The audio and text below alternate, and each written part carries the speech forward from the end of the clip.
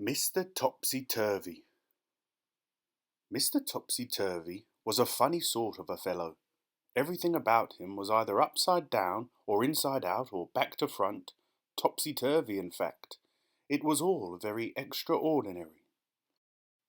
To give you some idea of how topsy-turvy Mr Topsy Turvey was, you ought to see his house. The front door is upside down to start with, and the curtains hang upside down at the windows, and just look at that chimney pot. All very extraordinary. Inside is the same. Just look at the clock standing on Mr Topsy Turvey's mantelpiece. Isn't that the topsiest turviest clock you've ever seen? And just look at the way Mr Topsy Turvey reads a book. Not only does he read it upside down, but he starts to read it at the back page.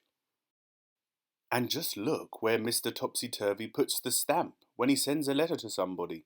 Have you ever seen anything like it?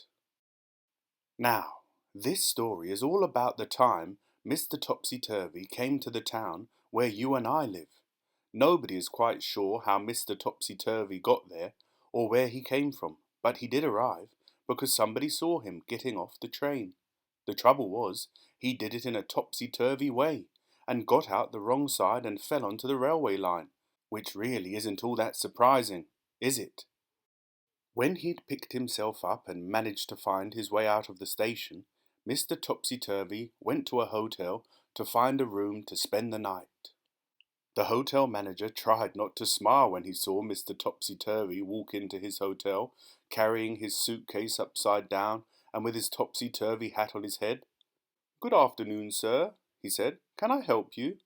Now, something you didn't know about Mr Topsy Turvey is the way he speaks. You see, he sometimes gets things the wrong way round. "Afternoon, good," said Mr Topsy Turvey to the hotel manager. "I'd room alike." The manager scratched his head. "You mean you'd like a room?" he asked. "Please, yes," replied Mr Topsy Turvey. Eventually, the hotel manager managed to work out what Mr Topsy Turvey was talking about, and he was taken up in the lift to a bedroom. Then Mr Topsy Turvey unpacked his suitcase, put on his pyjamas, and went to bed. He was rather tired after travelling from wherever he'd come from. The following day Mr Topsy Turvey went round the town, but what a fuss his going round the town caused. He took a taxi from the hotel, but so confused the taxi driver, trying to tell him where he wanted to go, the poor man drove straight into a traffic light. "Oh dear," said Mr Topsy Turvey, "I am sorry very." Then he went into a big department store in the middle of the town. He walked up to one of the counters. "I'd like a sock of pears," he said to the lady behind the counter. "You mean a pair of socks?" She smiled and showed him a pair of bright red socks. Mr Topsy Turvey put them on his hands. Then he tried to leave, but being Mr Topsy Turvey, he tried to walk down the up escalator, and all the people who were going up the up escalator all fell over themselves. It was a terrible topsy-turvy jumble. That day Mr Topsy Turvey did all sorts of topsy-turvy things. He walked backwards across a street crossing and caused an enormous traffic jam. He went to a library and put all the books upside down on the shelves and made everybody extremely cross. Then he went to an art gallery and insisted on hanging all the pictures upside down so that he could look at them properly. And then, after Mr Topsy Turvey had been in the town for just one day, he disappeared. Nobody knew how he went or where he went, but he certainly went because he wasn't there anymore. The whole town breathed a sigh of relief.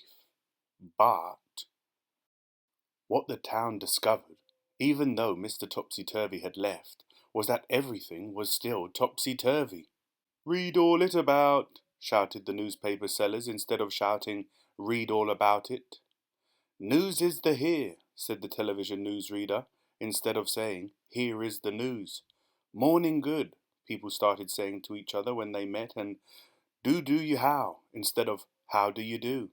Everybody was talking topsy-turvy. Can you think of something to say that's topsy-turvy? Go on, try. The end.